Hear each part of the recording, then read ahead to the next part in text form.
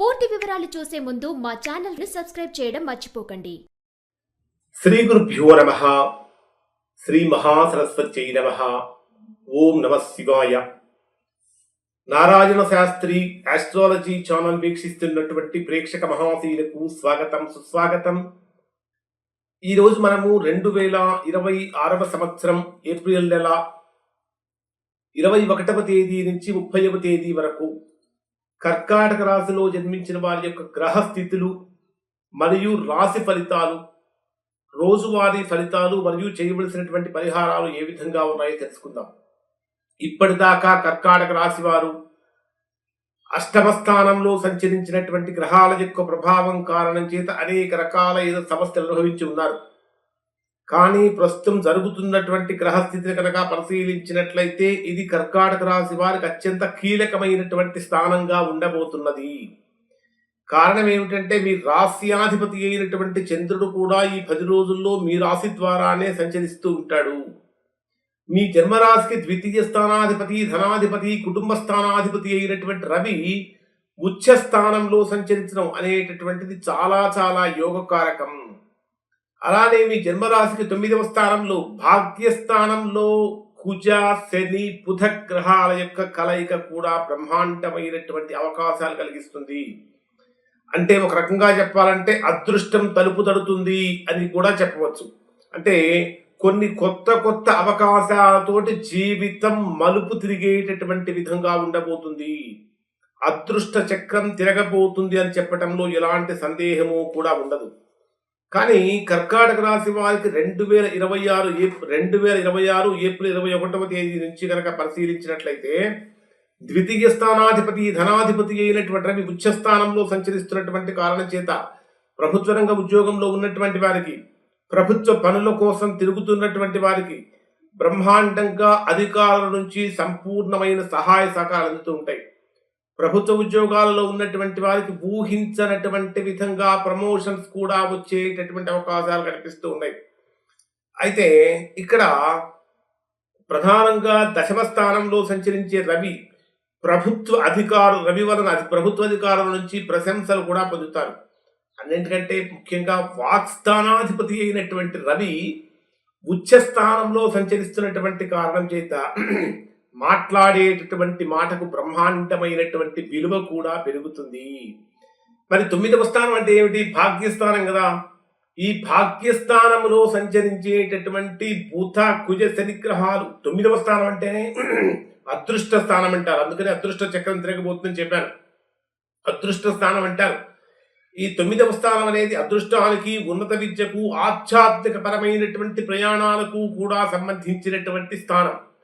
ఇక్కడ వారసత్వంగా వచ్చేటటువంటి ఆస్తుల విషయంలో ఎవరైతే తీవ్రంగా ఇప్పటి వరకు ఇబ్బందులు పడుతూ ఉన్నారో అటువంటి వారికి ఆ ఇబ్బందులన్నీ కూడా తొలగిపోయి రావలసినటువంటి ఆస్తి చక్కగా సకాలంలో సక్రమంగా చేతికి అందుతూ ఉంటుంది. కానీ తండ్రి యొక్క ఆరోగ్యం విషయంలో మాత్రం కొంచెం జాగ్రత్తలు పాటించండి. మరి విలాసాలకు, సుఖాలకు, సంతోషాలకు ప్రధాన కారక గ్రహం ఏమిటి అంటే శుక్రుడు. అటువంటి శుక్రుడు మీ జన్మరాశికి లాభస్థానంలో స్వక్షేత్రంలో సంచరిస్తున్నటువంటి కారణం చేత ఆదాయ మార్గాలు కూడా పెరుగుతాయి. విలాసవంతమైనటువంటి వస్తువులు కొనుగోలు చేయడం కోసం చేసేటటువంటి ప్రయత్నాలు కూడా ఫలిస్తాయి అని చెప్పాలి. కానీ గురుబలం తక్కువగా ఉందా, ఎక్కువగా ఉందా అంటే అంత యోగకారకం. 12వ స్థానంలో సంచరించే గ్రహాలు ఏవి గొప్ప యోగాలు ఇవ్వవు. ఖర్చులు పెరిగినప్పటికీ అవి శుభకార్యాల కోసం మాత్రమే అవుతాయి. ఇక కర్కాటక రాశి వారికి రోజువారీగా కనుక మనం పరిశీలించినట్లయితే డే వైజ్ గా ఎలా ఉంటుంది, ఎలా ఉండబోతుంది అని కనుక మనం పరిశీలించినట్లయితే ఏప్రిల్ 21వ తేదీ ఉదయం నుండి 23వ తేదీ మధ్యాహ్నం 3:12 వరకు ఉండేటటువంటి సమయంలో ఇది కర్కాటక రాశి వారికి కొద్దిగా విపరీతమైనటువంటి ఖర్చులను, భారాలను, బాధ్యతలను పెంచేటటువంటి విధంగా ఉంటుంది.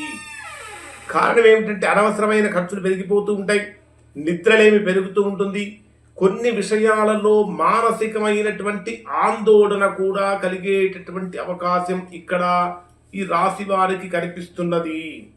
అలానే దూర ప్రాంతాలకు ప్రయాణాల గురించి కూడా ఇప్పుడే ప్లాన్ చేసుకుంటూ ఉంటారు. ఒక చిన్న సలహా ఏమిటంటే కర్కాటక రాశిలో జన్మించినటువంటి వారు ఈ 2 రోజులు కూడా ఎలాంటి ముఖ్యమైనటువంటి నిర్ణయాలు తీసుకోకుండా ఉండటం చాలా మంచిది. ఒకవేళ నిర్ణయం అంటే పోస్ట్ పోన్ చేసే అవకాశం కనుక ఉన్నట్లయితే పోస్ట్ పోన్ చేయడం చాలా మంచిది. మరి 23వ తేదీ మధ్యాహ్నం 3:12 నుంచి 25వ తేదీ రాత్రి 8:15 వరకు ఉండేటటువంటి సమయంలో ఇది బ్రహ్మాండమైనటువంటి అదృష్టాన్ని పిలుచుకొచ్చేటటువంటి స్థానంగా ఉండబోతుంది. కారణం ఏమిటంటే మీ స్వక్షేత్రమైనటువంటి కర్కాటక రాశిలోకి మీ రాశ్యాధిపతి అయినటువంటి చంద్రుడు కూడా ప్రవేశిస్తున్నటువంటి కారణం చేత ఇది మీకు అత్యంత బలమైనటువంటి సమయంగా ఉండబోతుంది. అంటే అసలు చంద్రుడు మీ జన్మరాశిలో ప్రవేశించినటువంటి వెంటనే కర్కాటక రాశి వారికి తెలియకుండానే ముఖంలో వర్చస్సు కూడా బ్రహ్మాండంగా దేదీప్యమానంగా వెలుగుతూ ఉంటుంది. ఆగిపోయిన పనులన్నీ కూడా వేగవంతంగా పూర్తి చేయగలుగుతారు. మీ ఆలోచనలు కూడా చాలా చాలా షార్ప్గా ఉంటాయి. ముఖ్యంగా సమాజంలో ఒక మంచి గుర్తింపును కూడా మీరు పొందగలుగుతూ ఉంటారు. సంతోషం పెరుగుతుంది. కుటుంబ సభ్యులతో సరదాగా గడుపుతూ ఉంటారు. మనసులో ఉన్నటువంటి కోరికలన్నీ కూడా నెరవేరుతూ ఉంటాయి. మరి 25వ తేదీ రాత్రి 8:15 నుంచి 28వ తేదీ ఉదయం 5:04 వరకు ఉండేటటువంటి సమయంలో ఇది మీకు ద్వితీయ స్థానంలో ధనస్థానంలో కేతువుతో కలిసి సంచరించేటటువంటి చంద్రుడి యొక్క ప్రభావం కారణం చేత ఆర్థికంగా బ్రహ్మాండంగా బాగున్నప్పటికీ మీరు మాట్లాడేటటువంటి మాట తీరు వల్ల కొన్ని సమస్యలు కలుగుతాయి. కాబట్టి మాట తూట లాంటిది. కాబట్టి జాగ్రత్తగా ప్రయోగించాలి తప్ప అనవసరమైనటువంటి విషయాల జోలికి వెళ్ళకూడదు.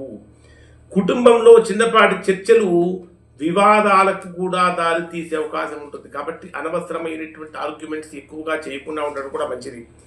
ఇక్కడ ముఖ్యమైన జాగ్రత్త ఏమిటంటే కర్కాటక రాశి వారికి నమ్మక ద్రోహం కూడా జరిగే అవకాశాలు ఉన్నాయి. కాబట్టి మీలో ఉన్నటువంటి రహస్యాలను ఎదుటివారితో చెప్పకుండా ఉండటం చాలా మంచిది.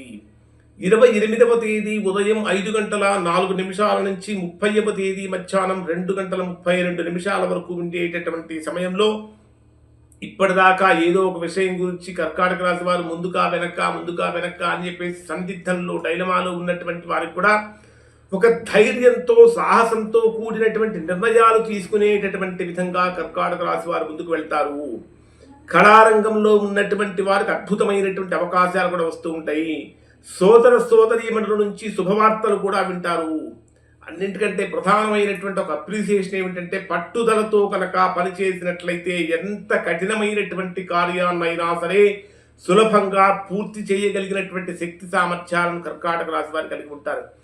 మరి 30వ తేదీ మధ్యాహ్నం నుంచి 30వ తేదీ రాత్రి వరకు ఉండేటటువంటి సమయంలో ఇది చతుర్థ భావంలో సంచరించేటటువంటి చంద్రుడి యొక్క ప్రభావం కారణం చేత వాహన యోగము, గృహోపకరణాలు కొనే అవకాశాలు కూడా ఉంటాయి. మానసికమైనటువంటి ప్రశాంతత కూడా లభిస్తుంది. తల్లిగారి మద్దతు మీకు కొండంత అండగా కూడా ఉంటుంది. ఈ 10 రోజులలో ముఖ్యంగా సోమవారం రోజున కర్కాటక రాశిలో జన్మించినటువంటి వారు క్షీరాభిషేకం కనుక శివుడికి పాలతో అభిషేకం చేస్తే చాలా మంచిది. అలానే ప్రతిరోజు లలితా సహస్రనామ పారాయణం చేసుకోవడం చదవడం చాలా మంచిది. ఇప్పుడు చెప్పినటువంటి పరిహారాలు చేసుకోవడం వల్ల కర్కాటక రాశి వారికి అంటే కొంచెం ఇబ్బందిగా ఉండేటటువంటి పరిస్థితులు కూడా ఒక వరంలాగా మారుతూ ఉంటాయి. ఇవి కర్కాటక రాశి వారికి సంబంధించిన ఫలితాలు.